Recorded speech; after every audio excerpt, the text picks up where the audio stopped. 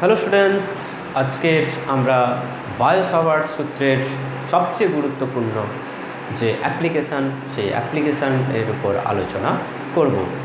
আমরা এখন class 12-এর current electricity এই বিষয়ে পড়াশোনা করছি। ইলেকট্রোম্যাগনেটিজমের উপর পড়াশোনা করছি ক্লাস 12। সেখানে আজকের বিষয় হলো বায়োসাভার্ট সূত্রের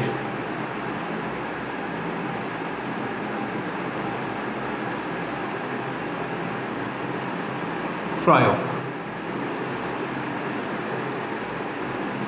বায়োসাভার্ট সূত্রের একটা প্রয়োগ আমরা লাস্ট লেকচারে করেছি।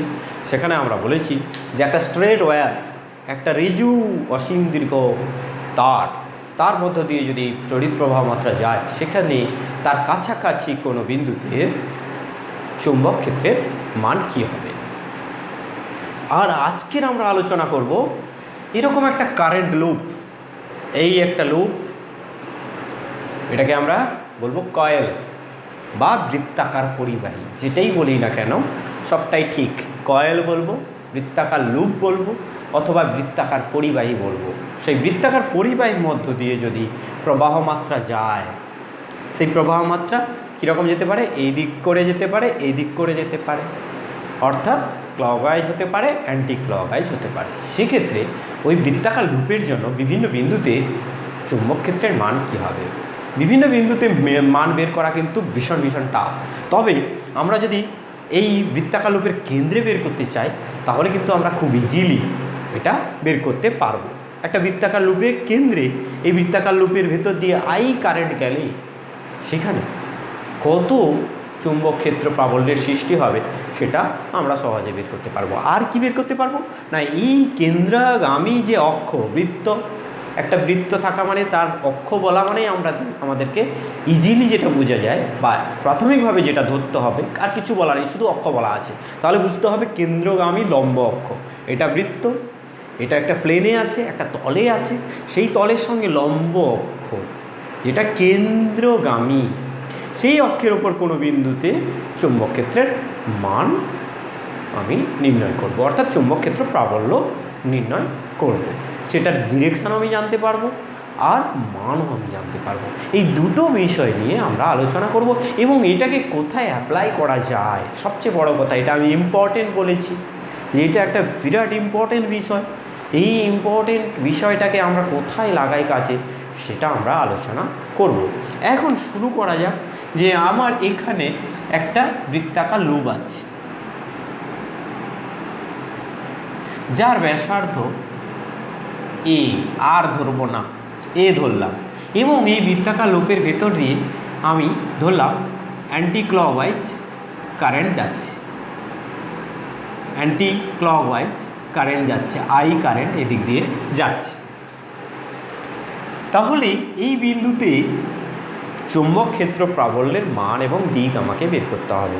অ্যাট ফার্স্ট আমরা দিক বের করতে পারবো, কারণ আমরা মুষ্টি নিয়ম জানি। ডান হাতের মুষ্টিকে এরকম বদ্ধ করলে কারেন্টের দিকে যদি আমি বাকি আঙুলগুলোকে ঘুরিয়ে রাখি, তাহলে ডান হাতের বুড়ো আঙুলটা যে ডিরেকশানে থাকে, সেই ডিরেকশানটা হলো এইখানে, এই তারের মধ্য দিয়ে কারেন্ট যাওয়ার জন্য যে চুম্বক ক্ষেত্র প্রাবল্য তার দিক। এই ক্ষেত্রে আমরা দেখতেই পাচ্ছি বুড়ো আঙুলটা উপরের দিকে আছে, আর উপরের দিকে চুম্বক ক্ষেত্র হলে তাকে আমরা একটা গোল দিয়ে তার মাঝে ডট দিই, অর্থাৎ এই গোল দিয়ে ডট দেওয়া মানে সেটা উপরের দিকে চুম্বক ক্ষেত্র।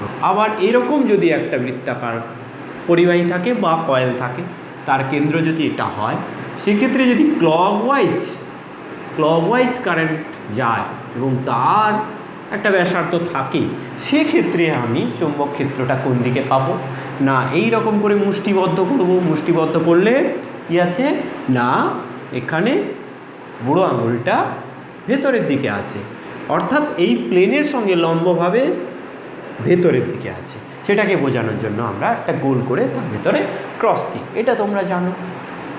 এখন এইখানে এর মানটা কত সেটা আমরা বায়োসাভারের সূত্র থেকে পেতে চাই। আমরা বায়োসাভারের সূত্রটা লিখে ফেলবো প্রথমে।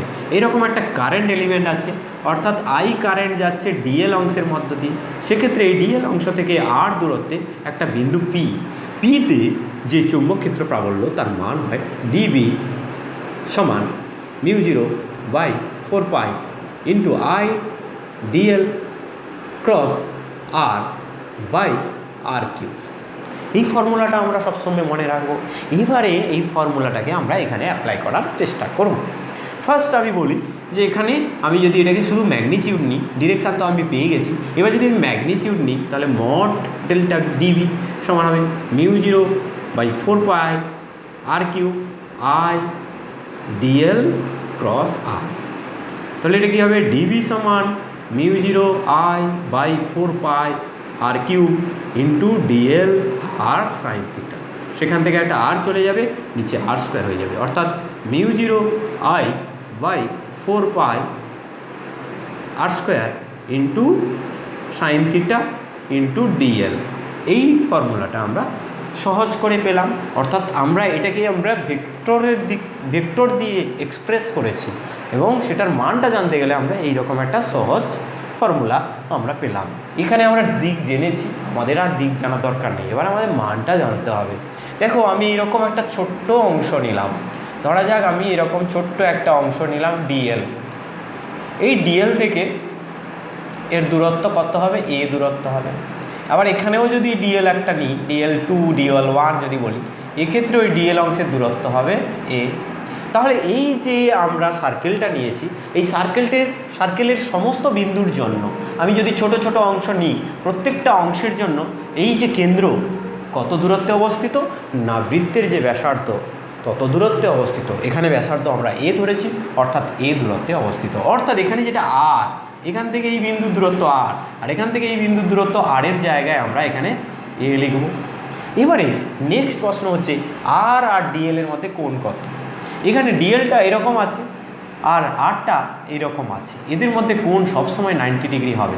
দেখো যে কোনো জায়গায় আমরা জানি, এটাকে যখন ছোট করে দেখছি, এটাকে যখন ছোট ভাবছি, তখন এটা একটা স্ট্রেট লাইন, আর এই আরটা হয় নর্মাল, এটাকে স্পর্শক বরাবর আমরা ধরতে পারি। ছোট্ট যখন সেগমেন্ট নেব, ছোট্ট একটা ক্ষুদ্র অংশ নেব, তখন এটাকে আমরা সরলরেখাংশ বলে ধরতে পারি।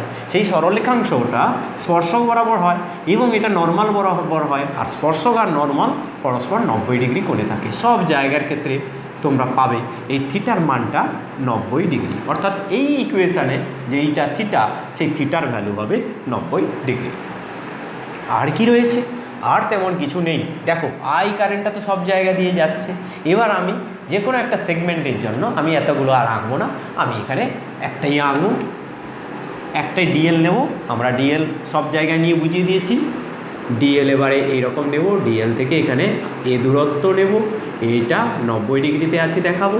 এবারে আমি ফর্মুলাটা লিখব ডিএল অংশের জন্য সি বিন্দুতে এর যদি কেন্দ্র হয়, সেন্টার হয়, সি বিন্দুতে যে চৌম্বক ক্ষেত্র প্রাবল্য তার দিক জেনেছি। এবার মান জানবো, সেই মানটা জানবো এই ফর্মুলা থেকে, μ0/4π I sine theta dl by R square. এবারে এর ভ্যালুগুলো আমরা বসিয়ে দেবো। μ0/4π I sine 90 degree into DL by R square. R স্কোয়ারের জায়গায় আমি এখানে এ স্কোয়ার বসাবো। এই হলো গিয়ে আমার ব্যাপার। এবারে আমরা কি করব, μ0I/4π into sine 90 degree 1 into এ স্কোয়ার নিচে হবে ইন্টু ডিএল। এবার দেখো এই ডিএল এটা ভেরিয়েবল, এবার এখানে আই এ এগুলো সব কনস্ট্যান্ট। ভালো করে দেখো, আই সব জায়গায় কারেন্ট, পুরো বৃত্তের জন্য সমস্ত জায়গায় কারেন্টের মান আই। এ পুরো বৃত্তের ব্যাসার্ধ, সমস্ত জায়গায় এর মান ফিক্সড। μ0/4π তো আগে থেকেই কনস্ট্যান্ট, তাহলে এখানে ভেরিয়েবল এইটা। তাহলে এখানে আমি যদি ইন্টিগ্রেশন করি তাহলে কী হবে, ইন্টিগ্রেশন ডিবি, অর্থাৎ পুরো বৃত্তের সমস্ত অংশের জন্য, পুরো বৃত্তের যে সমস্ত অংশ আছে, সমস্ত পার্ট, এটা ছোট্ট একটা পার্ট নিয়েছি, ছোট্ট একটা পার্টের জন্য আমি চুম্বক ক্ষেত্র পেয়েছি। এবারে ছোট্ট একটা পার্টের জন্য এখানে যদি ডিবি1 হয়, তারপরের পার্টের জন্য ডিবি2 হয়, তারপরের জন্য ডিবি3 হয়, তারপরের জন্য ডিবি4 হয়, সেরকম করলে আমরা কী লিখি, সামেশান ডিবিআই। সেটাকে ইন্টিগ্রেশন করলে কী লিখি, ইন্টিগ্রেশন ডিবি। এটা তোমরা জানো সবাই। তাহলে এখানে আমরা কি করব না ইন্টিগ্রেশন ডিবি যদি আমরা লিখি μ0I/4π² ইন্টিগ্রেশনের বাইরে চলে আসবে। প্রত্যেকে ইন্টিগ্রেশন জানো তোমরা ক্লাস 12, এখানে ইন্টিগ্রেশন ডিএল লিখব। এবার এই পথটায় পুরো পথটা ডিএল কত হবে না পুরো দৈর্ঘ্য হবে। ডিএল যদি লিখি এটা হচ্ছে ছোট্ট অংশ, তাহলে পুরো অংশের দৈর্ঘ্য কী হবে না ওই বৃত্তটার পরিধি। তাহলে ইন্টিগ্রেশন ডিএল মানে হচ্ছে ওই বৃত্তের পরিধি। এখানে আমি পুরো বৃত্তের জন্য আমি এখানে একটা গোলও দিতে পারি, এইটা গোল দিয়ে দিতে পারি। তাহলে কি হবে μ0I/4π² ইন্টু 2π ইন্টু এ বৃত্তের পরিধি। এই পুরো অংশটার এই পুরো তারটার যে দৈর্ঘ্য সেই দৈর্ঘ্যটা হলো 2π ইন্টু এ একটা কেটে যাবে, এ পাই কেটে যাবে আর 2 হয়ে যাবে। তাহলে এখানে কী হবে μ0I/2a। এটা মোস্ট ইম্পর্ট্যান্ট ফর্মুলা, এটা একেবারে মুখস্থ করে রেখে দেবে। এখান থেকে অনেক নিউমেরিক্যাল প্রবলেম এসে থাকে। ফার্স্ট হলো এটা আলোচনা। এবারে নেক্সট আমি যেটা বলবো যে এবারে আমি কি করব তারটাকে আমি অনেক পাক করে দেবো। এক পাক ছিল, আমি কি করলাম তারটাকে আমি অনেক পাক করে দিলাম,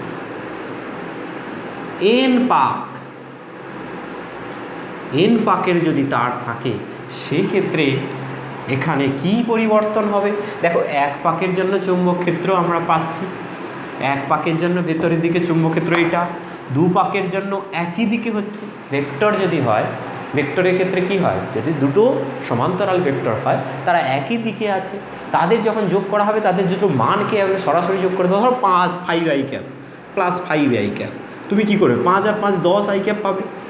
আবার ধরো 5i³ plus 5i³ plus 5i², তখন কি 3 × 5i²। তাহলে এখানে n পাক আছে, প্রত্যেক পাকের জন্য এখানে চুম্বক ক্ষেত্র হচ্ছে μ0I/2a, μ0I/2a।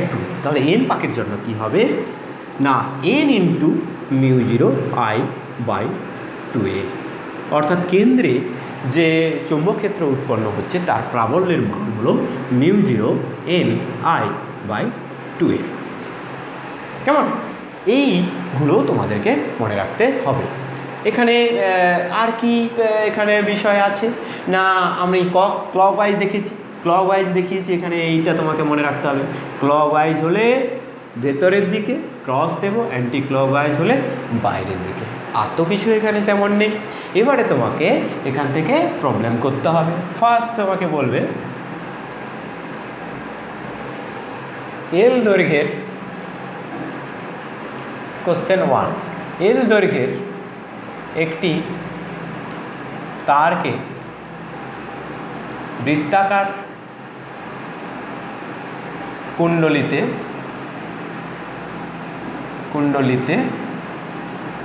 পরিণত করা হলো।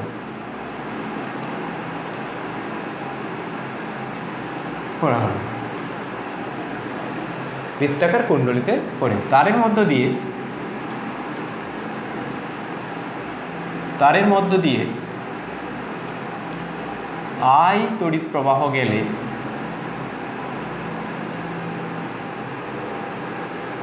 কেন্দ্রে চৌম্বক প্রাবল্যের মান কত হবে?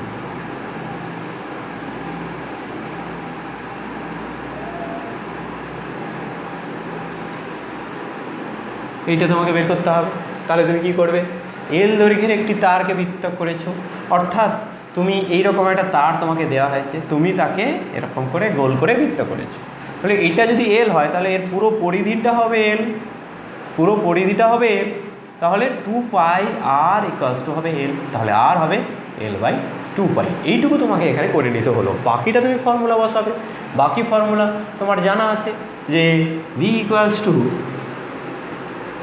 বাকি ফর্মুলা তুমি কী পাবে, v = μ0I/2a বা 2r, আর ব্যাসার্ধ হলে 2r। তাহলে এখানে আমি আর বসাবো μ0I/2r, সেখান থেকে μ0I/2 ইন্টু আর এর জায়গায় আমি L/2π বসাবো, 2 কেটে যাবে, μ0πI/L। এই হলো তোমার অ্যান্সার। কেমন ক্লিয়ার হয়ে গেল? এরকম একটা প্রশ্ন তোমাকে দিল। এবারে দ্বিতীয় প্রশ্ন দেবে এখান থেকে, কোশ্চেন নাম্বার 2 বলবে এল দৈর্ঘ্যের একটি তারকে বৃত্তাকার কুণ্ডলিতে পরিণত করা হলো যার পাক সংখ্যা n। এখানে বলবে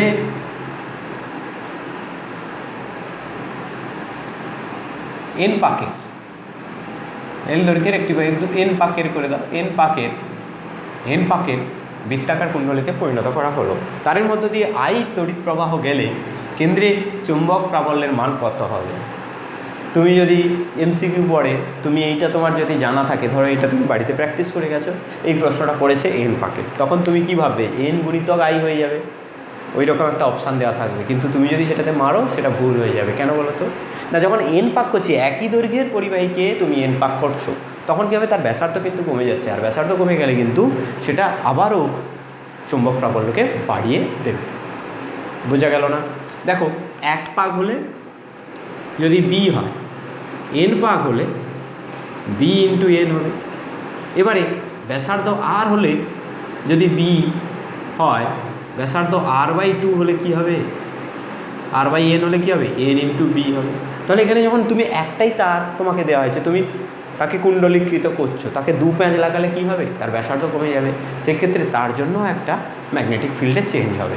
এখানে দেখা যাক এর থেকে এইটা কত গুণ হয়।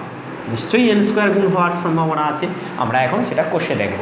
দেখো, এখানে আমরা কি করলাম, যে এইরকম এল দৈর্ঘ্যের আমাদেরকে তার দেওয়া হয়েছিল, আমরা এবার তাকে পেঁচিয়ে পেঁচিয়ে পেঁচিয়ে পেঁচিয়ে এন পাক করলাম। তাহলে এখানে যদি তার ব্যাসার্ধ আর হয়, তাহলে 2πr ইন্টু এন, 2πr এরকম করে এনটা আছে, তাহলে 2πr ইন্টু এন সমান হবে এল। অর্থাৎ এখানে আমরা আর ইকুয়ালস টু পাবো এল বাই 2π ইন্টু এন।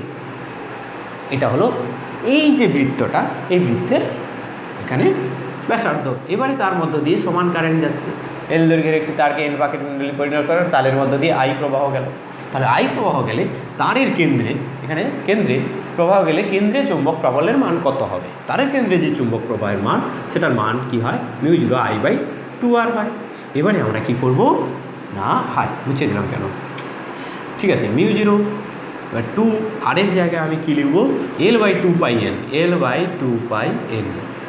দেখো, r equals to 2πr equals into n equals to l. তাহলে এখানে আর ইকুয়ালস টু হলো এল বাই 2πn।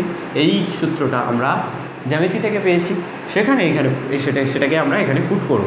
এবার এখানে যে এন পাক আছে, এন পাকের জন্য কি হয়? এন গুণ হয়, আমরা জানি সূত্রটা কি হয়? μ0 I by 2r into N. তাহলে এখানে কী হবে? μ0 I ইন্টু এনটা স্মল এন এখানে এইভাবে গুণ হয়ে যাবে। তাহলে এখানে 2 2 কেটে যাবে, μ0 n I μ0 n নয়, μ0 পাই, μ0 পাই, এই পাইটা উপরে যাবে, আর হচ্ছে I by L into N square. তাহলে দেখতেই পাচ্ছ যে এইটাকে আমি যখন এন পাক করে দিলাম, 2 পাক করলে সেটা এখানে চুম্বকক্ষেত্র কত সৃষ্টি করতো? চুম্বকক্ষেত্রের প্রাবল্যের মান 2 স্কোয়ার, অর্থাৎ 4 গুণ হতো। 5 পাক করলে কী হবে? 25 গুণ হতো।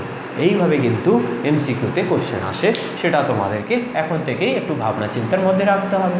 এবারে কোশ্চেন নাম্বার 3।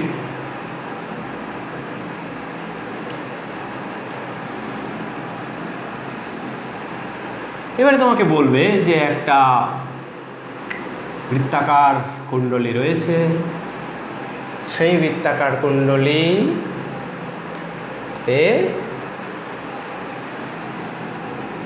একটি বৃত্তাকার কুণ্ডলীর ব্যাসার্ধ আর। এবারে ওই কুণ্ডলীটিকে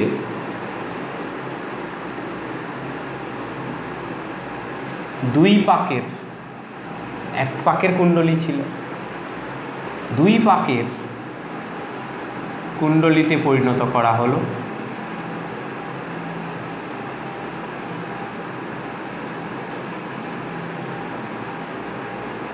উভয় ক্ষেত্রে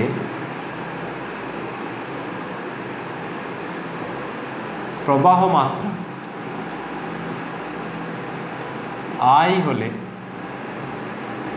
উভয় ক্ষেত্রে প্রবাহ মাত্রা I হলে প্রথম ও দ্বিতীয় ক্ষেত্রে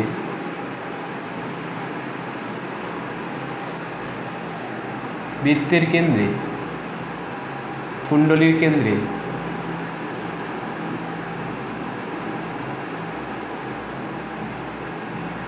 চুম্বক ক্ষেত্রের মান কি হবে, ক্ষেত্রের প্রাবল্য কত হবে, প্রাবল্যের অনুপাত কি হবে।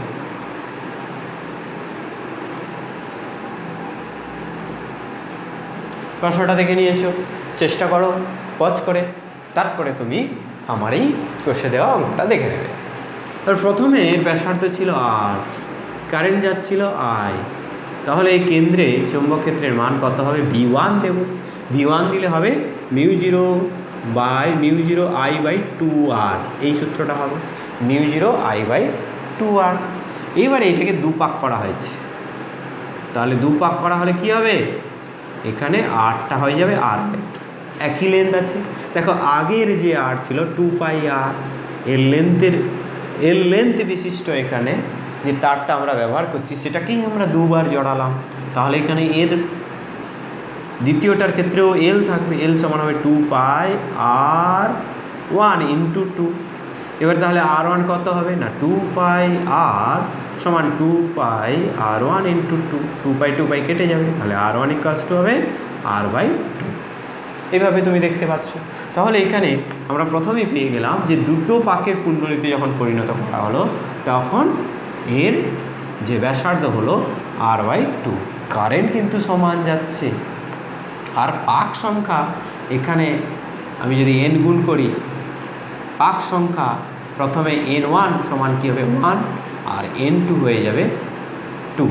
এবার আমি সুন্দরভাবে যদি এই যে রিলেশান সেই রিলেশানটাকে আমি প্রকাশ করি তাহলে কি হবে μ0 n1I/2R1। ফার্স্টে যদি আমি R1 ধরি, এটাকে আবার মুছে দাও, মুছে দিয়ে তুমি আবার নতুন করে লেখো যে μ0 n1I/2R, V2 = আমি লিখব μ0 n2I/2R2।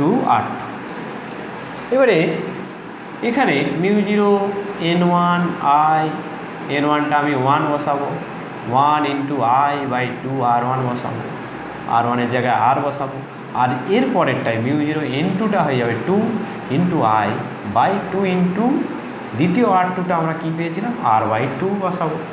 সেক্ষেত্রে আমরা কি পাবো না μ0 I/2R, আর এখানে দেখো 4 × μ0 I/2R। এইভাবে আমরা সিম্পলিফাই করে অঙ্কগুলো করলে বুঝতে বোঝাতে দুটোতেই সুবিধা হবে। তাহলে V1:V2 সমান কী হবে 1:4। এইভাবে তোমরা করে ফেলবে। এইটা জাস্ট যে প্রবলেম দুটো আমি আলোচনা করলাম এটা তার তুমি পারছো কি না সেটা তোমার এক্সিকিউশন কেমন হচ্ছে সেটা তুমি এই প্রশ্নটা করে উত্তর করে তুমি বুঝতে পেরে যাবে। নেক্সট আসবে যে আমার পুরো বৃত্ত নেই, 2 নম্বর যে আমরা কেস করব সেটা হলো এইরকম একটা বৃত্ত থাকলে তবেই তার কেন্দ্রে কি হয় না চৌম্বক ক্ষেত্র প্রাবল্যের মান হয় μ0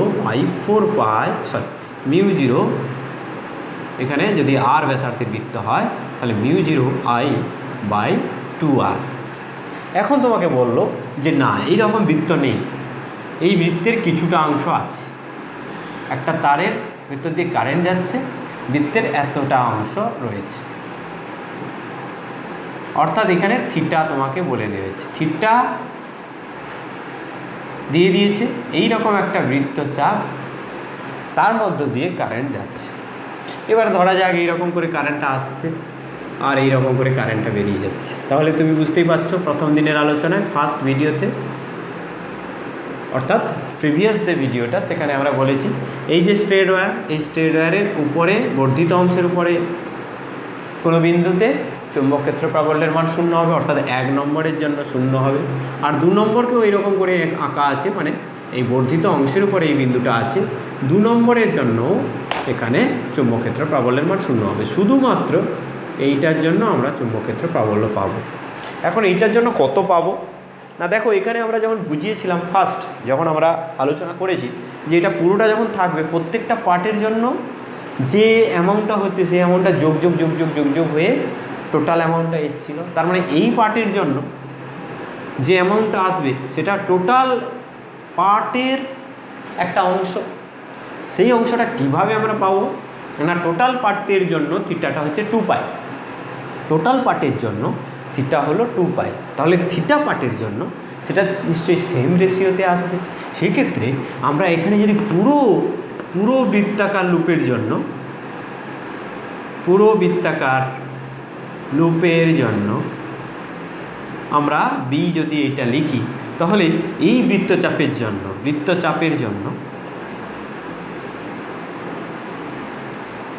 বি হবে কত না μ0I/2r ইন্টু θ/2π।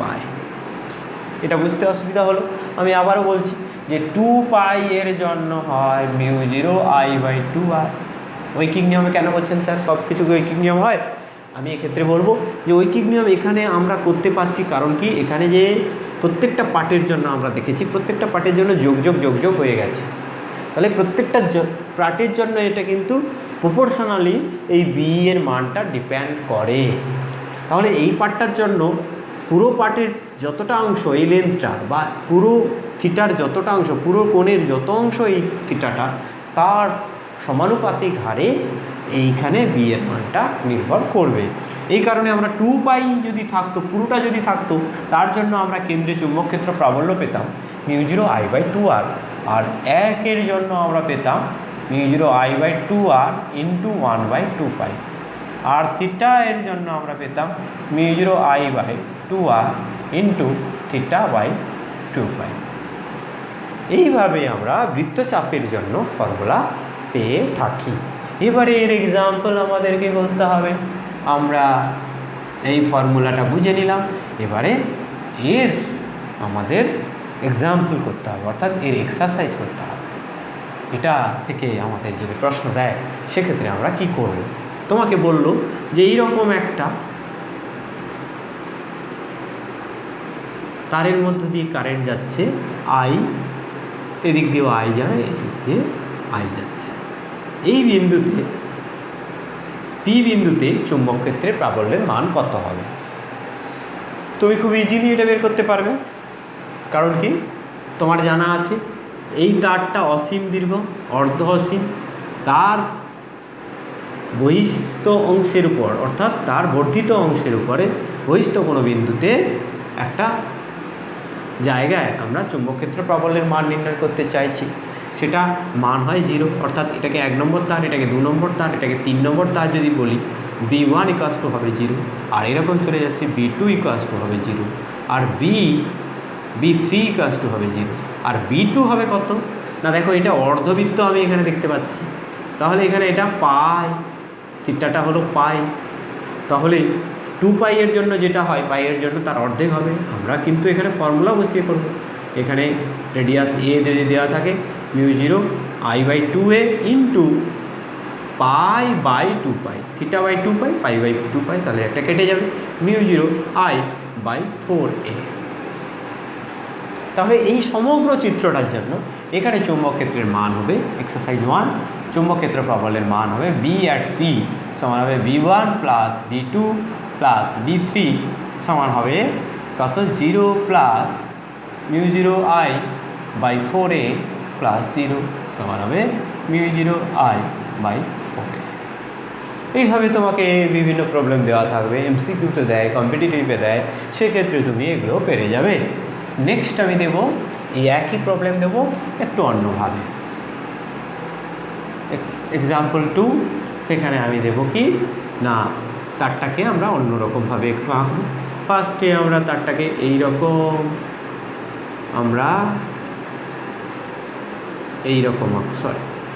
প্রথমে আমরা একটা বৃত্ত এঁকে নিয়ে এই বৃত্তটাকে আমরা এরকম করে কেটে ফেলব। এবারে আমরা কি করব, এই দিক দিয়ে কারেন্ট পাঠাবো এই রকম করে। এবারে আমরা এই সি বিন্দুতে চুম্বকক্ষেত্র প্রাবল্যের মান পেতে চাই, যেখানে এই বৃত্তটার ব্যাসার্ধ আর একটা ছোট্ট বৃত্তচাপ দেওয়া আছে। সেই বৃত্তচাপটা বুঝতেই পারছো একটা কোয়ার্টার, অর্থাৎ একটা বৃত্তকে 4টি সমান ভাগে ভাগ করলে তার 1 ভাগ এখানে দেখানো হয়েছে। সেক্ষেত্রে আমি চৌম্বক ক্ষেত্র প্রবলের মান পাবো। অনেকেই বুঝতে পেরে গেছো, যারা বুঝতে পারোনি তারা একেবারে বুঝে নাও যে এইটা হলো একটা স্ট্রেট ওয়্যার। স্ট্রেট ওয়্যারের ভেতর দিয়ে কারেন্ট নিলে তার বহিস্থ অংশের বর্ধিত অংশের উপর কোনো বিন্দুতে চুম্বক প্রাবল্যের মান শূন্য হয়। এটাও একটা স্ট্রেট ওয়্যার। স্ট্রেট ওয়্যারের বর্ধিত অংশের ওপর কোনো বিন্দুতে চুম্বক প্রাবল্যের মান শূন্য হয়। তাহলে শুধু এইটার জন্য হবে, এইটা 90 ডিগ্রি মানে π/2। তাহলে 2π এর জন্য হয় কত, μ0I/2r।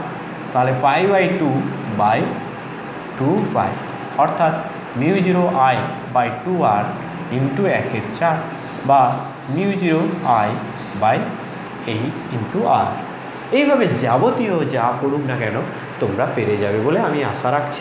এবারে তোমাকে ডিরেকশান অনেক সময় চাইবে। এখানে তুমি তো মানটা বের করছো, কিন্তু এমসিকিউতে ডিরেকশানও দেওয়া থাকবে। এখানে তুমি করে নেবে যে এরকম করে হাতটা ঘুরিয়ে নিলে, দেখতে পাচ্ছ ভেতরের দিকে, পৃষ্ঠার ভেতরের দিকে বলে তোমাকে লিখতে হবে ইনওয়ার্ড অফ দ্য পেজ, হ্যাঁ, perpendicularly inward to the page. এইরকম করে তুমি এই প্রবলেমগুলো করে ফেলতে পারবে। আশা করি তোমাদের এটা অসুবিধা হলো না বুঝতে। এরপরে আমি একেবারে সবচেয়ে কঠিন, বুঝতে গেলে ভীষণ কঠিন লাগে কিন্তু হিসেবটা অত্যন্ত সহজ, এই বোঝাটা তোমাকে কিন্তু ক্লিয়ার করতে হবে। ধরো তোমার পরীক্ষায় পড়লো, তুমি একটু মুখস্থ করে সেটা লিখেও দিতে পারবে, নম্বরও পাবে, কিন্তু বুঝতে না পারলে কিন্তু সেটা অসুবিধা হবে। সেই বিষয়টা কি না, নিশ্চয়ই তোমরা বুঝতে পেরেছো। প্রথমে আমি ভিডিও শুরুতে আলোচনা করেছিলাম যে কেন্দ্রে চুম্বক প্রাবল্যের মান যেমন আমরা পাই, সেরকম অক্ষের উপর কোনো বিন্দুতে চুম্বক ক্ষেত্র প্রাবল্যের মান আমাদেরকে নির্ণয় করতে হয়। এই হলো গিয়ে বৃত্তাকার লুপ। বৃত্তাকার লুপটা কীরকমভাবে আছে, এই রকমভাবে আছে। বৃত্তাকার লুপটা আছে এই রকমভাবে, এর থেকে এইটা বেরিয়ে যাচ্ছে। এবার আমি ধরে নেব যে এই অংশটা যেটা দেখালাম সেটা ওই পাশে আছে, অর্থাৎ এই রকম করে যদি রাখি, এই সাইডে যেটা আছে সেটা ডট ডট দিয়ে দেখালাম, আর উপরের দিকে যেটা আছে, যেটাকে আমি এইটা বলছি, এই সাইডটা, সেটা এই রকম করে দেখালাম। এবারে আমি অক্ষের উপর একটা বিন্দু নেব, পি বিন্দু, আর এটা কেন্দ্র সি বিন্দু। এবারে এখানে ডিএল অংশের জন্য এই বিন্দুতে চুম্বক ক্ষেত্র প্রাবল্যের মান কী হবে বের করব। আর ডিএল অংশের জন্য আমি কেন নিলাম না, ডিএল অংশের জন্য নিলে আমি সমগ্র অংশের জন্য পেয়ে যাব ইন্টিগ্রেশন করে। এবারে মনে করা যাক এর ভেতর দিয়ে যে বৃত্তাকার লুপটা আছে, এই ভেতর দিয়ে আই প্রবাহ এরকম করে যাচ্ছে। এরকম করে আই প্রবাহ গেলে সেক্ষেত্রে এই বিন্দুতে চৌম্বক ক্ষেত্র যেটা হবে সেটা কোন দিকে হবে সেটা বুঝতে গেলে দেখো, এটা ত্রিমাত্রিক একটা ফিগার, তাকে আমরা দ্বিমাত্রিক দেশে আঁকছি। এই কারণে আমার এই বালাটার সাহায্য লাগবে। দেখো এখানে এই বালাটার থেকে এরকম একটা অক্ষ বেরিয়ে গেছে। এবার আমি এখান থেকে একটা রেখা টানছি, কারণ এই ডিএল অংশের জন্য এই বিন্দুতে আমি ক্ষেত্র প্রাবল্যের মান জানতে চাই। আমার কাছে একটা টুল রয়েছে, সেই টুলটা কি, আমাদের একটা ম্যাথমেটিক্যাল হাতিয়ার আছে। সেই হাতিয়ারটা হলো কি না, বায়ো-সাভার্টের সূত্র। এবার আমি সেই বায়ো-সাভার্টের সূত্রটাকে প্রয়োগ করতে চাই এই ক্ষেত্রে। তাহলে আমাকে কি করতে হবে, বায়ো-সাভার্টের সূত্র প্রয়োগ করতে গেলে না, আমার ডিএল অংশের জন্য, এই ডিএল ক্ষুদ্র অংশের জন্য আমাকে এখানে একটা রেখা টানতে হবে। এই পয়েন্টের উপর আমি চৌম্বক ক্ষেত্র প্রাবল্যের মান জানতে চাই, তাহলে এখান থেকে এই দূরত্বটা প্রথমে বের করতে হবে। শুধু তাই নয়, ডিএল অংশটা এই দিকে আছে আর এই দূরত্বটা এই দিকে আছে।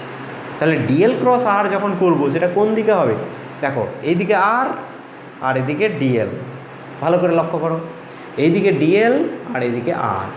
তাহলে ডিএল ক্রস আর এ ক্রস বি হলে কি করি আমরা, এ থেকে বি এর দিকে হাত ঘোরালে যেদিকে ডিরেকশান হয় সেটা তার প্রোডাক্টের ডিরেকশান, ক্রস প্রোডাক্টে একটা ভেক্টর আছে, সেই ভেক্টরের ডিরেকশান। তাহলে এখানে আমি যদি বলি যে এইটা হলো আর এটা হলো ডিএল, তাহলে ডিএল ক্রস আর এরকম ঘোরালে এই রকম দিকে একটা ভেক্টর পাচ্ছি, সেটাই হবে বায়ো-সাভার্ট সূত্র অনুযায়ী চুম্বক প্রাবল্যের দিক। ব্যাপারটা খুবই ইজি। দেখো এটা ডিএল আর এটা হলো আর। এই ডিএল ক্রস আর, এটা যদি ডিএল হয় ডিএল ক্রস আর এই তলটা এইরকম একটা তল, এই তলের সঙ্গে লম্ব দিকে একটা ভেক্টর এইরকমভাবে পাবো।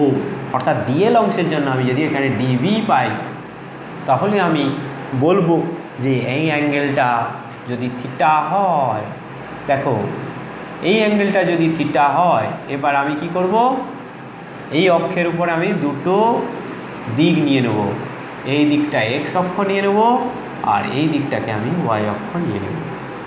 এটা যদি থিটা হয় তাহলে এটা প্লাস এটা 90 ডিগ্রি, কারণ অক্ষের উপর আমি লম্ব নিয়েছি, আর এইটা হয়ে যাবে 90 ডিগ্রি মাইনাস থিটা। আর এই যেটা আমি পেয়েছি এই আর এর সঙ্গে, ধরো এ আর বি দুটো ভেক্টরের ক্রস প্রোডাক্ট করলাম, ভালো করে বুঝতে হবে, এ আর বি ভেক্টরের ক্রস প্রোডাক্ট করলাম, তাহলে এই যে ক্রস প্রোডাক্টটা সেটা এ ভেক্টরের উপরও লম্ব হবে আর বি ভেক্টরের উপরও লম্ব হবে। তাহলে এখানে এই আরটার উপরও লম্ব হবে। এই ডিবি যে ভেক্টরটা আমি পেলাম সেই ডিবি ভেক্টরটা আর এর উপরও লম্ব হবে, অর্থাৎ এই পুরো কোণটা হলো 90 ডিগ্রি, তার মধ্যে এই কোণটা 90 ডিগ্রি মাইনাস থিটা, তাহলে এই কোণটা হবে থিটা। কেমন? এবার নিশ্চয়ই বুঝতে পেরেছ, নিশ্চয়ই বুঝতে পারবে। দেখো এইটা হচ্ছে সেই বৃত্ত, সেই বৃত্তের উপর ডিএল এইরকম একটা অংশ আমি ধরেছি, আর তার সঙ্গে আর আছে, আর ডিএল এর যে তলটা সেটা হচ্ছে এইরকম, সেই তলের সঙ্গে লম্বভাবে থাকবে এই ডিবি, কারণ আমরা জানি ডিবি সমান μ0/4 pi I dl cross r by r. এটা তো আমাদের একদম হাতিয়ার, এইটা দিয়েই তো আমি এই বায়োসাভার সূত্রের তো প্রয়োগ করছি, তাহলে বায়োসাভার সূত্র থেকে এটাই পেলাম। এখানে যদি ডিএল হয় আর আর হয়, এবার এখানে আইটা এদিকে আছে, ডিএল আর আর হলে এখানে আমরা দেখতে পাচ্ছি যে ডিএল ক্রস আর সমান হবে, ডিএল ক্রস আর এর যে ডিরেকশানটা হবে সেটা এইরকম, যেটা আর এর সঙ্গেও লম্ব থাকবে, ডিএল তো এখানে আছে, এর সঙ্গে ডাইরেক্ট লম্ব দেখাতে পাচ্ছি না, যেটার সঙ্গে লম্ব দেখাতে পাচ্ছি সেটা হলো আর, তাহলে আর এর সঙ্গে এখানে লম্বভাবে আমরা লিখতে পারছি। এবার এইখানে যদি আমি একটা অংশ ধরতাম ডিএল, তার জন্য এই বিন্দুতে একটা আমরা চুম্বকক্ষেত্র পেতাম, তার ডিরেকশানও এরকম একটা হতো। এরকম যে কোনো বিন্দুর জন্য আমরা যদি চুম্বকক্ষেত্র প্রাবল্যের মান আমরা জানতে চাই, অর্থাৎ যে কোনো বিন্দু নয়, যে কোনো ছোট্ট অংশ, বিন্দু বলা যাবে না, ছোট্ট একটা অংশের জন্য, কারণ এটা হচ্ছে, এটাকে আমরা বলবো ডিএল আই ডিএল, এটাকে কী বলবো, কারেন্ট এলিমেন্ট। এই ছোট্ট কারেন্ট এলিমেন্টের জন্য এখানে যে চুম্বকক্ষেত্রটা পাবো সেটা এরকম হবে। তাহলে এরকম প্রত্যেকটার অংশের জন্য এরকম চুম্বকক্ষেত্র আছে, সেই চুম্বকক্ষেত্র এরকম করে এরকম করে এরকম করে সব জায়গার জন্য আছে। হ্যাঁ, সেগুলো আমরা এখন এখানে এঁকে এই জায়গাটাকে আমরা একেবারে ডাটি করব না, আমরা এটাকে পরিষ্কার আমরা একটা অংশের জন্য বলব। একটা অংশে যখন ধরলাম তখন এই ডিবি এর দুটো উপাংশ থাকবে, এই 90 ডিগ্রি থিটা টেটা এগুলো সব বুঝে নিয়েছি, এবার আমরা এগুলোকে পরিষ্কার করে নেব। এইটা আমরা থিটা পেলাম, তাহলে এই দিকের যে উপাংশটা হবে সেটা হবে কি ডিবি সাইন থিটা, আর এই দিকের জন্য হবে ডিবি কস থিটা। এটা তো তোমরা জানো যে একটা ভেক্টর এ থাকে, তার এই দিকের কোণ যদি থিটা হয় এক্স অক্ষ বরাবর, তাহলে এ কস থিটা এদিকে পাই, আর বাকি যে সমকৌণিক উপাংশটা হয় সেটা হয় এ সাইন থিটা। তাহলে যার সঙ্গে থিটা আছে সেই দিকে কস থিটা হবে, আর যার সঙ্গে থিটা নেই, অন্য যেটা লম্ব উপাংশ সেটা হলো সাইন থিটা। এটা নিশ্চয়ই বুঝতে পেরেছ। এই হলো গিয়ে আমাদের ব্যাপার স্যাপার। এবারে দেখো এই ডিএল আর আর এরা কীভাবে আছে, ডিএল আর আর কীভাবে আছে এবার আমরা দেখব। দেখো ডিএলটা আছে এই তলে আর আর আছে এই তলে, ভালো করে লক্ষ্য করো, কিন্তু এইটাই কিন্তু সবচেয়ে বুঝতে অসুবিধা হয় ছেলে মেয়েদের, যে এখানে এই ডিএলটা এই তলে আছে আর আর আছে এই তলে, এরা পরস্পর লম্ব তল। ডিএল ক্রস আর, ডিএল এবং আর পরস্পর লম্বভাবে আছে। দেখো আবার আমি দেখাচ্ছি, এই তল আর এই তল, এই দিক আর এই দিক, এই দিক আর এই দিক কীভাবে আছে, লম্বভাবে আছে।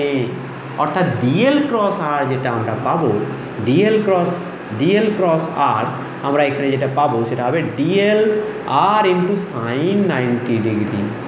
এখানে আমরা পাবো DL R into sine 90 degree. বুঝতে অসুবিধা হচ্ছে না? ঠিকঠাক বুঝতে পেরেছ? দেখো এখানে ডিএল হচ্ছে এই তলে আছে, এই ছোট্ট একটা অংশ, আর এই তলে আছে, এদের মধ্যে অ্যাঙ্গেল এখানে মনে হচ্ছে যেন অ্যাঙ্গেল, কিন্তু না, এরা অন্য তলে আছে। এই তল আর এই তল পুরোপুরি লম্ব, তাহলে যে দুটো তলে আছে তারা যদি লম্ব হয় তাহলে ভেক্টর দুটো পরস্পর লম্ব, তাহলে এখানে ডিএল আর সাইন 90 ডিগ্রি, তাহলে ডিএল আর ইন্টু 1 অর্থাৎ আর ইন্টু ডিএল হবে। এবারে আমি এখানে চুম্বক ক্ষেত্রে প্রাবল্যের মানটা লিখে ফেলবো। এখানে আমি যে ডিবি পাবো সেই ডিবি সমান আমি লিখব μ0I/4 into DL R into DL by R cube, এখানে আর স্কোয়ার হয়ে যাবে μ0I/4 আর স্কোয়ার ইন্টু ডিএল। তাহলে এবার কি হলো যে এবারে এটাকে ইন্টিগ্রেশন করে দেবো? না না না না, এটাকে ইন্টিগ্রেশন আমরা করবো না, সঙ্গে সঙ্গে ইন্টিগ্রেশন করলে তো এটা এটা সেই একই সূত্র এসে যাবে, এটা তো সেটা নয়। এখানে দেখো এই যে ডিবিটা, একে সরাসরি ইন্টিগ্রেশন করতে পারা যাবে না, কারণ এটা একটা ডিরেকশান আমরা কনসার্নে রেখেছি। ডিরেকশানটা আমি লিখিনি, মানটা লিখেছি, কিন্তু ডিরেকশান একটা রেখেছি আমরা। সেই ডিরেকশানের কারণে এর এক্স অক্ষ বরাবর একটা উপাংশ পাবো আর ওয়াই অক্ষ বরাবর একটা উপাংশ পাবো। তাহলে ডিবি এক্স, ডিবি এর এক্স উপাংশ কত হবে না ডিবি সাইন থিটা। এই ডিবি সাইন থিটা সমান কী লিখবো? μ0I dl sine theta by R square. আর ডিবি ওয়াই কী পাবো? ডিবি ওয়াই সমান ডিবি কস থিটা, অর্থাৎ μ0I dl cos theta by R square. এটা কেন লিখলাম? তুমি একটা জিনিস লক্ষ্য করো, এই তো আমার এখানে কয়েলের এই অংশের জন্য আমার এই বিন্দুতে চুম্বক ক্ষেত্র প্রাবল্য যদি এদিকে হয়, এই অংশের জন্য চুম্বক ক্ষেত্র প্রাবল্য উল্টো দিকে হবে। অর্থাৎ আমি যদি এইরকম একটা ডিবি টানতাম, আগে টেনেছি, উপরের অর্ধের অংশের জন্য যে জায়গায় যে ডিবি হয়, নিচের ঠিক তার উল্টো দিকে একটা অংশ আছে। ধরো এই জিনিসটা, এই জিনিসের এই অংশটা, এই অংশের বিপরীত অংশ এইটা, এই অংশের বিপরীত অংশ এইটা, এই অংশের বিপরীত অংশ এইটা, কেমন? তাহলে প্রত্যেকটা অংশের জন্য তার বিপরীত অংশে এরকম একটা ডিবি পাওয়া যায়, এবং সেই ডিবিটার এই উপাংশটা প্রত্যেকের জন্য ফিক্স। দেখো এই পুরো তারের জন্য ডিবি সাইন থিটার সবার জন্য এদিকে কাজ করবে, আর ডিবি কস থিটাটা কিন্তু দুটো দিক পাবে। এদিকের জন্য যদি এদিকে হয়, তার উল্টো দিকের জন্য এদিকে হবে। প্রত্যেকটা অংশের জন্য ডিবি কস থিটা, অর্থাৎ একটা অর্ধের জন্য ডিবি কস থিটা যা হয়, বাকি একটা অর্ধের জন্য ডিবি কস থিটার মানটা তার ঠিক উল্টো হয়। বোঝা গেল? তাহলে এখানে summation DB Y equals to 0। হ্যাঁ, তোমাদেরকে পিডিএফ দিয়ে দেওয়া হবে, বা তোমাদের বইতে লেখা আছে কিভাবে এটা পরীক্ষায় লিখতে হবে। বলবে যে প্রত্যেকটা অংশের জন্য উপরের হাফের, এখানে আমি যদি এই কয়েলটাকে দুটো পার্টে ভাগ করি, অর্থাৎ একটা বৃত্তকে আমি দুটো অর্ধে ভাগ করি, দুটো অর্ধবৃত্ত যদি আমি বলি, অর্ধবৃত্তের উপরের হাফগুলোর জন্য প্রত্যেকটি হাফের জন্য যে ডিবি কস থিটা, তার ঠিক নিচের হাফের জন্য ডিবি কস থিটাটা উল্টো দিকে হয়। এই কারণে প্রত্যেকটা অংশের ঠিক অপোজিট অংশের কারণে এই ডিবি কস থিটাটা প্রশমিত হয়ে যায়, অর্থাৎ টোটাল ভ্যালুটা 0 হয়। বুঝতে পারলে? হ্যাঁ। এখন আমরা তাহলে কাকে নিয়ে কাজ করব? এই ডিবি এক্স নিয়ে কাজ করব। এখানে আমরা দেখতে পাচ্ছি চৌম্বক ক্ষেত্র প্রাবল্যের দিকটা ওই দিকে হবে, সেটা অলরেডি আমরা এই বায়োসাভার্ট সূত্র থেকে পেয়েছি। আবার মুষ্টি নিয়মে করলে দেখো, এই দিকে যদি আমি হাত ঘোরাই, এখানে আই কারেন্টটা এইদিকে দেখিয়েছি, তাহলে চৌম্বক ক্ষেত্রের দিকটা এই দিকেই হচ্ছে, সেটা আমরা অনেক কাঠখড় পুড়িয়ে এখানে পেলাম। এবারে আমরা ডিবি এক্স সামেশান করলে যেটা পাবো সেটা হলো এই বিন্দুতে টোটাল চৌম্বক ক্ষেত্র প্রাবল্য। এখানে টোটাল চৌম্বক ক্ষেত্র প্রাবল্য পেতে গেলে আমাকে কি করতে হবে? ডিবি এক্স এখানে সামেশান করে দেবো। সামেশান করে দিলে যেটা পাবো সেটা হলো টোটাল চৌম্বক ক্ষেত্র। এখানে আমি এটাকে সামেশান করলে কি হবে? μ0I dl by R square, আর এখানে summation dl sine theta. Sir এখানে সামেশানের বাইরে এগুলো নিয়ে এলেন কেন? না দেখো, প্রত্যেকটার জন্য এই আরটা ফিক্সড। এই যে আমি কয়েলটা দেখিয়েছিলাম তোমাদেরকে, তুমি এই বিন্দু থেকে তুমি কয়েলে যে বিন্দুতেই যাও না কেন, এটা যদি এই পেনটার দৈর্ঘ্য যদি আর হয়, এখানে যদি কয়েলটা থাকতো, তাহলে সব বিন্দুর জন্য এর মানটা আর হতো। সাইন থিটার মানটাও কিন্তু থিটা আর আই এগুলো সবগুলোই ফিক্সড, এই জন্য এগুলো সব সামেশানের বাইরে চলে এলো। অর্থাৎ এখানে এই ডিএল অংশের যে পুরো ডিএলগুলো, ডিএল1 ডিএল2 ছোটো ছোটো করে অংশ জুড়লে কী হবে? না এই যে বৃত্তাকার কুণ্ডলীটা রয়েছে এই কুণ্ডলীটার পরিধির সঙ্গে সমান হবে। অর্থাৎ এখানে আমরা লিখতে পারবো mu zero I by R square, mu zero I by R square. 4 pi কোথায় গেল? 4 pi mu zero by 4 pi R square, এখানে 4 পাই। এখানে সাইন থিটার জায়গায় আমরা কী লিখবো? এটা যদি থিটা হয়, এটা যদি এ হয়, তাহলে এটা আর, তাহলে সাইন থিটার জায়গায় আমি এ বাই আর লিখতে পারবো। আর এখানে ডিএলটা কী হবে? 2 পাই ইন্টু এ, সামেশান ডিএল হয়ে যাবে 2 পাই এ। এটা কিন্তু সাইন থিটা, সাইন থিটার জন্য এ বাই আর এলো, লম্ব বাই অতিভুজ সাইন থিটা। আর ডিএল হচ্ছে পুরো বৃত্তাকার লুপের পরিধি 2 পাই এ। আর mu zero by 4 pi R square, এটা তো আছে। এবারে আমরা করে ফেলবো কি না, মিউ জিরো আই স্কোয়ার, এখানে 2 পাই কেটে যাবে, 2 ইন্টু আর কিউব। আর কিছু আছে? আর কিচ্ছুটি নেই। দেখো তাহলে একদম সিম্পলিফাইড ফর্মুলায় চলে এলাম আমরা। এখানে আমরা এটা মুছে দেবো। মুছে আমরা লিখব কি? মুছে আমরা লিখব যে বি সমান হলো গিয়ে mu zero I square by 2 R cube. দেখো এখানে আরটা দেওয়া থাকবে না, এখানে এই ডিস্টেন্সটা দেওয়া থাকবে। এটা যদি এক্স হয়, এটা এক্স অক্ষ বলেছি, এটাকে অরিজিন ধরা হলে এই দূরত্বটাকে আমরা এক্স অক্ষ বরাবর দূরত্ব অর্থাৎ এক্স হিসাবে ধরতে পারি। তাহলে এই আর এর ভ্যালু কী হবে? R square equals to a square plus x square, অর্থাৎ আর সমান হবে a square plus x square to the power half. R cube সমান হবে a square plus x square to the power 3/2। এখানে কী হবে? 2 into A square plus x square to the power 3/2। এই আর কিউবের বদলে আমি এটা লিখলাম। অর্থাৎ ফাইনাল এক্সপ্রেশন আমাদের যেটা এলো সেটা হলো এই বিন্দুতে চৌম্বকক্ষেত্র প্রাবল্যের মান mu zero I square by 2 into A square plus x square to the power 3/2। এটাও তুমি মনে রাখবে, এটা মনে রাখতে পারলে কিন্তু তোমাদেরই লাভ। এটা কঠিন, অনেক কিছু টার্ম আছে, তা সত্ত্বেও আমি মনে রাখতে বলছি এই কারণে, এটা মনে রাখতে পারলে কিন্তু তোমাদের অনেক কাজে লাগবে। এখন তুমি এখানে এটাকে প্রুভ করার জন্য এখানে এটা ঠিকঠাক হলো কি না এটা বোঝার জন্য তুমি কি করবে না, এক্স ইকুয়ালস টু 0 বসিয়ে দিলে কি হবে? এক্স ইকুয়ালস টু 0 বসালে এই বিন্দুটা কেন্দ্রতে চলে যাবে। আর আমরা একটু আগে কেন্দ্রবিন্দুতে চুম্বক প্রাবল্যের মান নির্ণয় করেছি। কেন্দ্রবিন্দুতে চুম্বক প্রাবল্যের মান কত হয়? বি আর সি সমান হয় mu zero I by 2a। এবার এখানে এই সমীকরণে আমি যদি এক্স ইকুয়ালস টু 0 বসাই তাহলে সেটা আসে কিনা আমরা দেখে নেব। দেখো বি সমান হবে এখানে mu zero I by a square, আর নিচে হবে কি? নিচে হবে 2 into A square plus 0 square to the power 3/2। তাহলে কী হবে? Mu zero I square by 2, আর এটা হবে এ কিউ। তাহলে এখানে এ কেটে যাবে, সেখান থেকে আমরা পাবো mu zero I by 2a। Mu zero I by 2a আমরা এটা পেয়ে যাব। অর্থাৎ আমরা এখানে চৌম্বকক্ষেত্র প্রাবল্য এই এক্সপ্রেশনে এক্স ইকুয়ালস টু 0 বসিয়ে যেটা পেলাম সেটা আগেও আমরা পেয়েছি, যে কেন্দ্রে এরকম একটা বৃত্তাকার লুপের ভেতর দিয়ে যদি আই কারেন্ট যায় সেক্ষেত্রে কেন্দ্রে চৌম্বকক্ষেত্র প্রাবল্যের মান হয় mu zero I by 2a। তাহলে কি সুন্দর বেরিয়ে গেল, বুঝতেই পারছো ব্যাপারটা ইজি। ব্যাপারটা একটু মাঝে ঝামেলার ছিল, কারণ এটা 2-3 ডাইমেনশনাল ফিগারে আমাদেরকে ভাবতে হয়েছিল, এই জন্য একটু কঠিন, কিন্তু বাদ বাকি বিষয়টা ভীষণ ভীষণ ইন্টারেস্টিং। এবার এখানে যদি এরকম কয়েল থাকে, এরকম এন সংখ্যক পাক থাকে, তাহলে এখানে এন গুণ হয়ে যাবে, তাহলে এই এক্সপ্রেশনটা এন হয়ে যাবে, এখানেও এন গুণ হয়ে যাবে। সব জায়গায় আমরা এন গুণ করে যে রাশিমালাটা পাবো সেটাই হবে এর ফাইনাল এক্সপ্রেশন। অর্থাৎ যা আমরা পেয়েছি সেখানে যদি এন সংখ্যক টার্মস থাকে, অর্থাৎ এন সংখ্যক পাক থাকে একটা কুণ্ডলী, সেক্ষেত্রে আমরা চৌম্বকক্ষেত্র প্রাবল্য এমনি একটা পাকের জন্য যা হয় তার সঙ্গে জাস্ট এন গুণ করে দেব।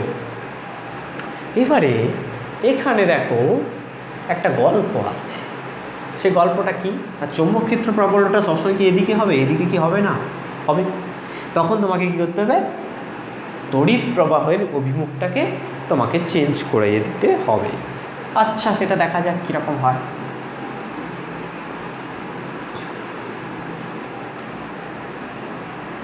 দেখো এই রকম একটা কয়েল আছে, তার মধ্যে দিয়ে কারেন্ট এদিকে যাচ্ছে, আর এটা হচ্ছে কয়েলের ওই পাশটা, এই পাশটা হলো এরকম। সেক্ষেত্রে এরকম একটা অক্ষের ওপর বিন্দুতে এখানে এর ব্যাসার্ধ যদি এ হয় আর এই দূরত্বটা যদি এক্স হয়, চুম্বক ক্ষেত্রের দিক হবে এদিকে, বি সমান হবে মিউ জিরো কত হলো I square by 2 into A square plus x square 3/3। কত কঠিন বুঝতে পারছো, মনে থাকছে না, কিন্তু তোমাকে মনে রাখতে হবে তোমার সুবিধার্থে। এবার আমি যদি উল্টোটা করি, অর্থাৎ এখানে কারেন্টটাকে আমি এদিকে পাঠাই, তাহলে এক্স বিন্দুতে চুম্বক ক্ষেত্র প্রবলের মান কিন্তু সেম হবে, কিন্তু দিকটা হবে উল্টো। এখানে এইটা ছিল আর এখানে হবে বি সমান μ0 I square into 2 a square plus x square to the power 3/3। এখানে বুঝতেই পারছো যে এটা ভেতরের দিকে হচ্ছে, এটা বাইরের দিকে হচ্ছে। এটাকে যদি এক্স অক্ষ ধরি, এটা আই ক্যাপের দিক আর এটা হচ্ছে মাইনাস আই ক্যাপের, তাহলে এখানে লিখবো আই ক্যাপ, এটা মাইনাস আই ক্যাপ। এবারে এই বিষয়টার সঙ্গে এটা আমরা কোন চ্যাপ্টার পড়ছি, তড়িৎ চুম্বকত্ব, অর্থাৎ তড়িৎ প্রবাহের কারণে চুম্বক ক্ষেত্র তৈরি হচ্ছে। তো তড়িতের সঙ্গে আমরা চুম্বক ক্ষেত্রের বা চুম্বকের একটা রিলেশন ডাইরেক্ট পাচ্ছি। এই কারণে আমরা এটাকে ম্যাগনেটিজম বলছি, ইলেকট্রোম্যাগনেটিজম বলছি, ইলেকট্রোম্যাগনেটিজম বলছি। এখানে তাহলে এই যে লুপটা একটা কারেন্ট ক্যারিং লুপ, সেটা যদি বৃত্তাকার হয় তাহলে সেটা একটা চুম্বকের ন্যায় আচরণ করে, যার চুম্বক ক্ষেত্র তো আমরা শর্ট জামিনে এখানে দেখতে পাচ্ছি। এখানে যদি এখানে দেখতে পাচ্ছি যে এখানে কারেন্টটা কোন দিকে যাচ্ছিল, এই দিক থেকে তাকালে এরকম করে দেখলে কারেন্টটা কোন দিকে যাচ্ছে না, কারেন্টটা হচ্ছে অ্যান্টি ক্লকওয়াইজ যাচ্ছে। এখানে অ্যান্টি ক্লকওয়াইজ যাচ্ছে, অ্যান্টি ক্লকওয়াইজ কারেন্ট যাচ্ছে। অ্যান্টি ক্লকওয়াইজ কারেন্ট গেলে কি হয় না, এখানে যে চুম্বক, এখানে যে কেন্দ্রটা আমরা পাচ্ছি, অ্যান্টি ক্লকওয়াইজ হলে চুম্বক ক্ষেত্রের ডিরেকশানটা এই বাইরের দিকে হয়। আর চুম্বক ক্ষেত্র একটা যদি দণ্ড চুম্বক থাকে, এন এস মেরু থাকে, তাহলে কি হয়, এন মেরু থেকে চুম্বক বলরেখাগুলো বেরিয়ে যায়।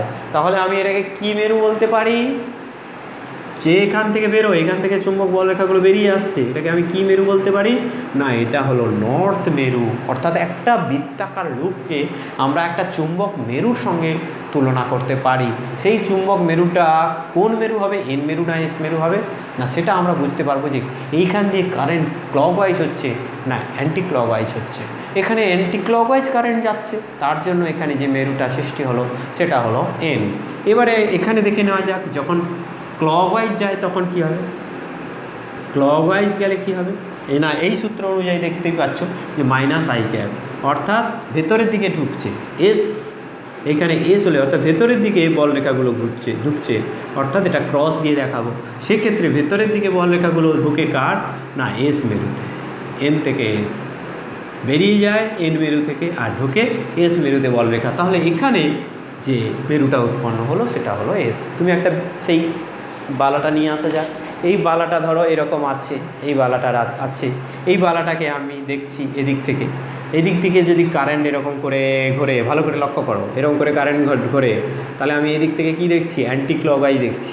আর ওই দিক থেকে দেখলে দেখো কারেন্টটা আমি যেরকম ঘোরাচ্ছি, এই দিক থেকে দেখলে ক্লকওয়াইজ। তাহলে একই লুপের এপিট আর ওপিটকে যদি তুমি এপিটে যদি থাকো, কারেন্ট একই দিকে যাচ্ছে, এপিট দিয়ে যদি দেখো তাহলে তুমি দেখতে পাবে যেটা ক্লকওয়াইজ, ওপিট থেকে সেটা দেখতে পাবে অ্যান্টি ক্লকওয়াইজ। বুঝতে পেরেছো কিনা বলো। তাহলে একটা লুপের আমি এই লুপটার এ পাশ দিয়ে দেখছি এন, তাহলে উল্টো পাশে কে আছে, এস মেরু আছে। আর এ পাশ দিয়ে আমি এস মেরু দেখছি, তাহলে উল্টো দিকে কি আছে, এন মেরু আছে। অর্থাৎ একটা কারেন্ট ক্যারিং লুপকে আমরা একটা চুম্বক হিসাবে দেখতে পারি যার এন এবং এস মেরু আছে।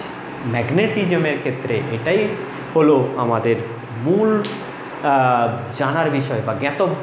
সেটা হলো কি, একটা মেরু কখনো আলাদাভাবে থাকতে পারে না, magnetic monopole can not exist.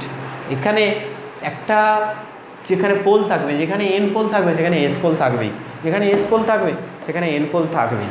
এবারে কোনটা কোন এস পোল হবে এবং কোনটা এন পোল হবে সেটা বুঝতে গেলে আমাদেরকে এই কনভেনশান বা এই কনসেপ্টটা লাগাতে হবে। এবার সবসময় তুমি এই পুরো ফর্মুলা মনে রেখে পুরো এইভাবে মনে রাখা তোমার পক্ষে সম্ভব নয়। কিছু তোমাকে মনে রাখার কিছু উপায় খুঁজে বের করতে হয়। সেটা হলো কি, যেটা অলরেডি আমরা ক্লাস 10-এর লেকচারে দেখিয়েছি, যে অ্যান্টি ক্লকওয়াইজ যখন হচ্ছে আমি কি করব, এই রকম করে আমরা দুটো তীর চিহ্ন আঁকবো, তীর চিহ্ন বরাবর আমরা এরকম দেবো, আর মাঝে একটা এরকম রেখা টেনে দেবো, তাহলে দেখতে সেটা এনের মতো হচ্ছে। অর্থাৎ অ্যান্টি ক্লকওয়াইজ হলে সেখানে যে লুপটা তো যে মেরুটা উৎপন্ন হয়, একটা লুপের কারেন্ট গেলে সেখানে যে মেরু সৃষ্টি হয় সেই মেরু হলো এন মেরু, এন পোল।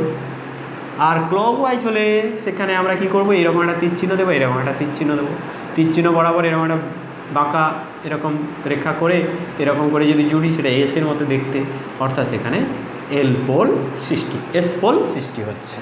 এইভাবে আমরা বুঝতে পারবো যে অ্যান্টি ক্লকওয়াইজ যদি কোনো তড়িৎ প্রবাহ আমরা হচ্ছে দেখতে পাই একটা কয়েলের এক পাশ থেকে দেখলে, সেই পাশে কী হবে, এন পোল উৎপন্ন হবে, আর বিপরীত পাশে কী হবে, এস পোল উৎপন্ন হবে। কেমন? এই হলো গিয়ে যে আমাদের এই যে লুপ, একটা বৃত্তাকার লুপের ভিতর দিয়ে যদি কারেন্ট যায়, সেই কারেন্ট যাওয়ার জন্য সেখানে তার অক্ষের উপর কোনো বিন্দুতে কত পরিমাণ চুম্বক ক্ষেত্র প্রাবল্য উৎপন্ন হচ্ছে তার হিসেবে। আবারও আমি এটাকে আঁকছি, এইরকম একটা বৃত্ত, এটা হচ্ছে ভেতরের দিক, এটা বাইরের দিক, তাহলে এখানে চুম্বক ক্ষেত্র এই বিন্দুতে কি হবে, এই দিকে হবে। এবারের সঙ্গে আমি আর একটা এখানে লুপ নেব, সেই লুপটার জন্য এখানে কি হবে, সেই লুপটারও এটা ভেতরের দিকে দিয়ে দিলাম, এটা বাইরের দিকে দিয়ে দিলাম। এবারে আমি কি করব, এইটাকে যদি আমি একই দিকে যাচ্ছে দেখি কারেন্ট, তাহলে কি হবে, এইখান থেকে যখন দেখছি এটা বাইরের ফেস, এই ফেসটাকে যখন দেখছি আমি এই দিক থেকে, এই দিকে আমার চোখ আছে, এই দিকে যদি চোখ থাকে তাহলে আমি দেখছি কি এটা এদিকে অ্যান্টি ক্লকওয়াইজ যাচ্ছে। অ্যান্টি ক্লকওয়াইজ মানে সেখানে কি মেরু, এন মেরু। এন মেরু মানে এখান থেকে বলরেখা বেরোচ্ছে, এখানেও অ্যান্টি ক্লকওয়াইজ, অ্যান্টি ক্লকওয়াইজ, এখানেও অ্যান্টি ক্লকওয়াইজ। তাহলে এখানে এইখান থেকে চুম্বক ক্ষেত্র বলরেখা এরকম করে বেরোবে। আর এখানে আমি এই দিক থেকে দেখছি বলরেখা বেরোচ্ছে, আর উল্টো দিক থেকে দেখলে কারেন্টটা কীভাবে দেখবো, ক্লকওয়াইজ দেখবো, অর্থাৎ এখানেও চুম্বক ক্ষেত্রের দিকটা এদিকে আছে। তাহলে আলটিমেট এর মাঝে এই রকম যদি দুটো কয়েল থাকে, এই দুটো কয়েলের মাঝে একটা চুম্বক ক্ষেত্র পাওয়া যাবে, সেই চুম্বক ক্ষেত্র দুটো যোগ হয়ে যাবে। আর আমরা এর জন্য যে চুম্বক ক্ষেত্র পাবো, ধরো এদের মধ্যে ডিস্টেন্স আছে, এদের মধ্যে টোটাল ডিস্টেন্স ডি। এবার আমি এটাকে অরিজিন ধরলে এই ডিস্টেন্সটাকে যদি আমি এক্স ধরি, তাহলে এখানে B1 এক নম্বর কয়েল, আর এটা 2 নম্বর কয়েল। 1 নম্বর কয়েলের জন্য যে চুম্বক ক্ষেত্র প্রাবল্য পাবো, এইটা যদি পি বিন্দু ধরি, পি বিন্দুতে 1 নম্বর কয়েলের জন্য চুম্বক ক্ষেত্র প্রাবল্যের মান হবে μ0I স্কোয়ার, এটা এ, হ্যাঁ, a square by 2 × x² plus a square to the power 3/2, এরকম একটা কিছু পেয়েছি আমরা। আর এর জন্য কি হবে না, এই যে ডিস্টেন্সটা, এই ডিস্টেন্সটা কত না d - x। তাহলে এখানে এর জন্য যেটা হবে B2 সমান হবে, এখানে d - x দূরত্বে আছে, একই ফর্মুলা হবে μ0I স্কোয়ার বাই, এটাও এ ব্যাসার্ধের কুণ্ডলী, সেক্ষেত্রে হবে 2 সেকেন্ড ব্র্যাকেট নিতে হবে, কারণ এখানে x, d - x লিখতে হবে, d - x এর whole square plus a square to the power 3/2। এই B1 আর B2 আর B2কে যোগ করব, তাহলে আমরা ম্যাগনেটিক ফিল্ড পাবো B = B1 + B2। এখান থেকে আমরা এইটাকে কমন নিলে কী হবে, μ0I স্কোয়ার বাই 2। এখান থেকে আমরা এখানে লিখব কি, প্রথমে এটা লিখব x² plus a square to the power 3/2, আর তারপরে আমি এইটা লিখব plus 1/d - x² plus a square to the power 3/2। এটাকে থার্ড ব্র্যাকেট করে দাও, সেকেন্ড ব্র্যাকেট যেহেতু এখানে আছে। এইখানে আমরা এই সমস্ত বিন্দুতে, প্রত্যেকটা বিন্দুতে বিভিন্ন মান হবে এক্সের, সেই বিভিন্ন এক্সের বিভিন্ন মানের জন্য আমরা এখানে চৌম্বক ক্ষেত্র পাবো। এইরকম কয়েল তৈরি করা হয়েছে। এই রকম কয়েল তৈরি করার উদ্দেশ্য বলার আগে প্রথমে তোমাদেরকে বুঝে নিতে হবে যে এখানে চৌম্বক ক্ষেত্রের প্রাবল্যটা এইখান থেকে এই বিন্দুতে, অর্থাৎ ও বিন্দু থেকে পি বিন্দু বলি, ও পি বিন্দুর মধ্যে সমস্ত বিন্দুতে চৌম্বক ক্ষেত্র প্রাবল্য যোগ হচ্ছে দুটো কয়েলের জন্য। সব বিন্দুতে কিন্তু চৌম্বক ক্ষেত্রের ডিরেকশান একই দিকে রয়েছে, অর্থাৎ সব বিন্দুতে আমরা চৌম্বক ক্ষেত্র প্রাবল্য এর জন্য যা পাচ্ছি, এর জন্য যা পাচ্ছি, দুটোকে যোগ করতে পারছি, কারণ এদের ডিরেকশানটা সেম। যেহেতু চৌম্বক ক্ষেত্র প্রাবল্য ভেক্টর রাশি, এই জন্য আমাদের ডিরেকশানটাকে আমাদেরকে ভালো করে বুঝে রাখতে হলো। এখন কথা হচ্ছে, এই যে এরকম দুটো কয়েলকে যদি কাছাকাছি রাখা হয় কি হবে না, দেখো যখন একটা কয়েল থাকে সেই কয়েলে x = 0-তে আমরা কি পাই না, b = পাই μ0I/2 × a, এটা। এবার x দূরত্বে কী পাই, x = x হলে b = μ0I/2 × a স্কোয়ার, এটার উপরে একটা x² থাকে, a² x² two the power 3/2। এইটাকে যদি আমরা দেখি যে এর যে চৌম্বক ক্ষেত্রটা এক্সের সঙ্গে কিভাবে পরিবর্তিত হয়, এটা যদি গ্রাফ আঁকি তাহলে গ্রাফটা কীরকম পাওয়া যায় না, গ্রাফটা আসে এইরকম, এটা এক্স ইকালস টু 0, পরপর এক্স বাড়ছে, এখানে বি, তাহলে গ্রাফটা আসে কিন্তু এইরকম একটা গ্রাফ পাওয়া যায়, তোমরা বইতে দেখতে পাবে, নোটে দেখতে পাবে। এবারে আমি এই কয়েলটার জন্য আমি যদি আবার ওই এটা B1 আবার B2ও যদি লিখিস তাহলে দেখবো সেখানেও এরকম একটা গ্রাফ পাওয়া যাচ্ছে। অর্থাৎ এর এক্স ইকালস টু 0-তে এর কেন্দ্র আছে, আর এর কেন্দ্র আছে এক্স ইকালস টু D-তে, এই জায়গাটা এক্স ইকালস টু D, তাহলে কেন্দ্রতে এর এইরকম চৌম্বক ক্ষেত্র প্রাবল্য পাওয়া গেল। তাহলে আলটিমেট এইগুলোর যোগফল যদি করো, অর্থাৎ এই চৌম্বক ক্ষেত্র প্রাবল্যের একটা মান, এটা 1 নম্বর চৌম্বক ক্ষেত্র, 1 নম্বর যে কুণ্ডলী তার জন্য চৌম্বক ক্ষেত্র প্রাবল্যের মান তুমি এই সমস্ত বিন্দু পাচ্ছ, আর এটার জন্য এই সমস্ত বিন্দু, এইগুলোকে যোগ করলে তুমি আলটিমেটলি এইরকম একটা চৌম্বক ক্ষেত্র পাবে। অর্থাৎ এই দুটোর যে সমন্বয়, এই দুটো কুণ্ডলীর জন্য এখানে যে চৌম্বক ক্ষেত্র প্রাবল্য পাবে সেটার মানটা একটু সামান্য অংশ হলেও কিছুটার জন্য স্থির থাকে। তার মানে কি না, এখানে একটা সুষম চৌম্বক ক্ষেত্র পাচ্ছি। এই সুষম চৌম্বক ক্ষেত্র বানানোর জন্য বিজ্ঞানী হেলমোজ তিনি এরকম দুটো কুণ্ডলী নিয়েছিলেন, অনেকগুলো পাক সংখ্যা ছিল, এরকম অনেকগুলো পাকের দুটো কুণ্ডলীকে তিনি কাছাকাছি রেখেছিলেন। এই কাছাকাছি দুটো কুণ্ডলী থাকে বলে এটাকে বলা হয় হেলমোজ ডাবল কয়েল বা হেলমোজের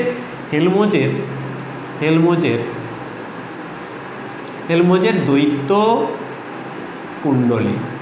এর উদ্দেশ্য কি না, এই ফর্মুলাটাকে এই কুণ্ডলীতে কাজে লাগিয়ে হেলমোজ কি পেলেন, যে এখানে দুটো কয়েলের মধ্যে যে সামান্য এই মাঝখানে জায়গাটায় ছোট্ট একটা অংশে সুষম চুম্বক ক্ষেত্র পাওয়া যায়। তাহলে হেলমোজ দ্বৈত কুণ্ডলী হলো কি, একই অক্ষ বরাবর দুটো কুণ্ডলী, পাক সংখ্যা 1 হতে পারে, 10 হতে পারে, 1000 হতে পারে, দুটো কুণ্ডলীকে স্থাপন করা হলে ওই দুটো কুণ্ডলীর মধ্য দিয়ে যদি একই দিকে কারেন্ট যায় তাহলে মাঝামাঝি অংশে একটা ছোট্ট জায়গায় সুষম চুম্বক ক্ষেত্র পাওয়া যায়।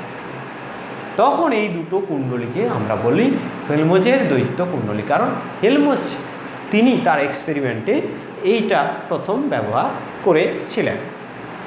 তাহলে আমরা এখানে যে বি এর এক্সপ্রেশনটা পেলাম, এই বি এর যে ভ্যালুটা আমরা দেখতে পাচ্ছি যে এখানে চেঞ্জ হচ্ছে, বিভিন্ন জায়গায় এটা চেঞ্জ হচ্ছে। তাহলে এখানে কোন জায়গাটায় এখানে বি এর ভ্যালুটা মোটামুটি ফিক্স থাকবে, মাঝামাঝি মানের বা বি এর ভ্যালুটা আমরা স্থির পাবো বা ম্যাক্সিমাম পাবো, সেটা আমরা দেখে নিতে পারবো যদি আমরা এই বিকে এক্সের সাপেক্ষে ডিফারেন্সিয়েট করি, এবং ডিফারেন্সিয়েট করার পরে যে ভ্যালুটা আসবে তাকে যদি তার সঙ্গে আমরা 0 যদি সমান করি সেটা আমরা পেয়ে যাব। অতএব আমরা ভিডিওটাকে আর বড় করতে চাই না, আমরা ফার্স্ট যেগুলো জেনেছি আর একবার আমরা সেটাকে রিভিউ করে নেব। কি আমরা জানলাম না, বৃত্তাকার কুণ্ডলীর জন্য চৌম্বক ক্ষেত্রে প্রাবল্যের মান আমরা জানলাম, এবং তার যে ফার্স্ট যে অংশটা সেটা স্পেশাল কেস। সেই স্পেশাল কেসটা কি না, একেবারে কেন্দ্রে এরকম যদি একটা বৃত্তাকার কুণ্ডলী থাকে, এই দিক দিয়ে যদি আই কারেন্ট যায় তাহলে কেন্দ্রে এখানে কি হবে, একটা চৌম্বক ক্ষেত্র প্রাবল্য পাবো। সেই চৌম্বক ক্ষেত্র প্রাবল্যের মানটা কি হবে না, এটা হচ্ছে ব্যাসার্ধ μ0I/2a। এখানে যদি n সংখ্যক পাক থাকে, b সমান হবে μ0n × I/2a। এবার উল্টো দিকে যদি যায়, এই দিকে যদি কারেন্ট যায়, তখন এখানে চৌম্বক ক্ষেত্র প্রাবল্যটা পৃষ্ঠার ভেতরের দিকে হবে, কিন্তু মানটা সেই একই হবে।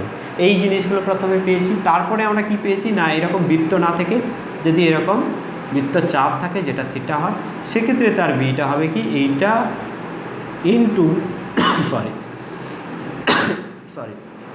θ/2π হবে। এই জিনিসগুলো আমরা ফার্স্ট পার্টে আলোচনা করেছি এবং সেখান থেকে অনেকগুলো প্রবলেম আলোচনা করেছি।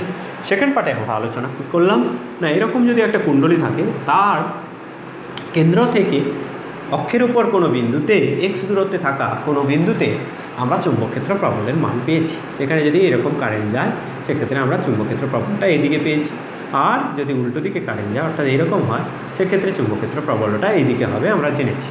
সেই উভয় ক্ষেত্রে তার মান কত হবে, এখানে যদি এক পাক থাকে μ0I/2 × a² + x² two the power 3/2, আর উপরে একটা a² থাকবে। ডাইমেনশান ম্যাচ করে নেবে, এটা ডাইমেনশান হচ্ছে a³ আর উপরে a², কাটাকাটি হয়ে 2a হচ্ছে, একই হয়ে যাবে। আর এখানেও একই হবে, এখানে যদি n পাক থাকে, n পাক থাকলে b এর মানটা কত হবে μ0ni × a² / 2 × a² + x²। Direct এই ফর্মুলাটা থেকে আমরা একটা দণ্ড চুম্বকের সঙ্গে, অর্থাৎ দণ্ড চুম্বকের মেরু শক্তির সঙ্গে আমরা এই লুপের যে চুম্বকত্ব, অর্থাৎ তড়িৎ চুম্বকত্ব বলছি, এই তড়িৎ প্রবাহের কারণে যেখানে চুম্বকত্ব সৃষ্টি হচ্ছে তার রিলেশন আনতে পারি। সেক্ষেত্রে আমাদেরকে কি করতে হয় না, এখানে এই লুপের এরিয়া, এটা জাস্ট একটু অ্যাডভান্স বলে রাখছি, তোমাদের পরের ভিডিও বুঝতে সুবিধা হবে, যে এই এরিয়া যদি আই হয় আর এখানে কারেন্ট যদি এ যায়,